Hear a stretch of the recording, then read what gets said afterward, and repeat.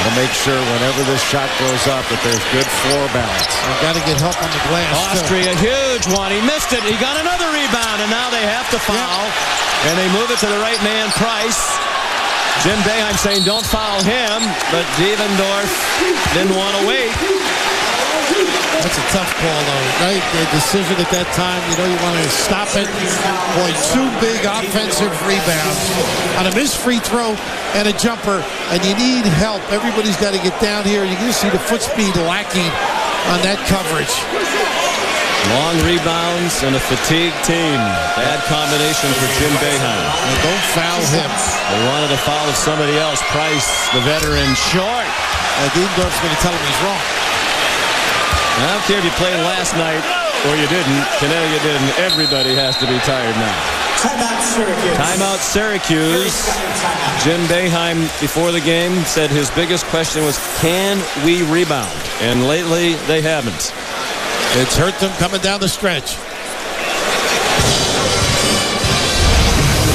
You're just joining us. You've missed a classic. I'm sure it'll be on ESPN Classic in the near future. This was the end of regulation. Devendorf's 3 gave Syracuse the apparent win, breaking a 71-all tie. But it came less than a fraction of a second late on his fingertips, just as the clock went to all zero. So on to overtime they went. Back and forth they've gone. Connecticut has led more often than Syracuse in the extra sessions, including here in the third OT. That's the end of the second OT when both teams had a shot. First Flynn and then Walker. And Connecticut has built a 6-point lead. Here in the third overtime, it's down to 2. They've missed some chances to widen it, and Syracuse has missed some opportunities when they fail to rebound. Husky misses. Even if Price makes this still a 1-possession game. And if Syracuse can get something going to the basket, you can still go for a 2, but that may open up a 3. After 3 straight misses by the Huskies, a make by Price. 3-point game, 20 seconds to go, third overtime. And now the age-old question, if you're Connecticut in the right situation, do you foul before they can shoot a 3?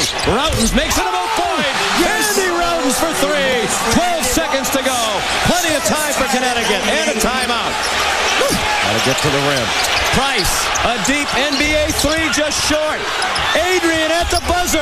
No! Overtime number 4.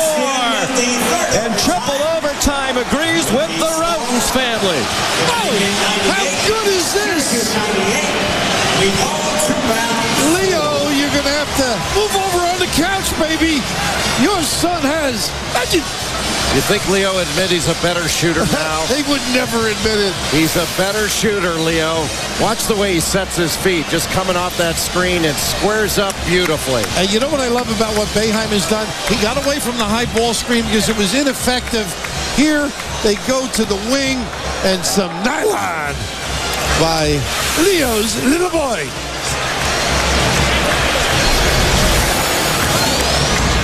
.98 apiece. We head for a historic 4th overtime right after this. Sean McDonough, Jay Billis, Bill Raftery, Alan Hawkins on the sideline. Privileged to be here with an electrified crowd at the world's most famous arena.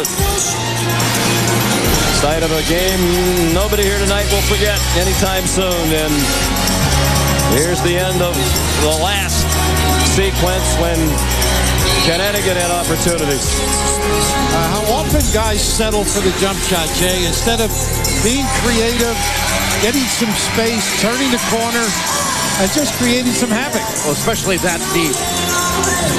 You have to get that ball into the teeth of the defense if you can get to the rim. And what courage these players have shown all game long. Unbelievable. They need some respirators. All right, Sean, back to you. First 4 overtime game in the history of this event, and just the second ever in the history of Big East Conference play. There's been 1 4 overtime regular season game. Georgetown and Notre Dame in 2002. Georgetown beat Notre Dame 116-111. Fabit with the first bucket to get Connecticut to 100 points in the opening seconds of the 4th overtime. And they took advantage of Andy Rautins' size there. Well designed by a Hall of Famer. Syracuse has not substituted since a minute 18 remained in the second overtime when Anna Walker was the second orange to foul out. Ongenot was the first to beat the block, but Harris was there.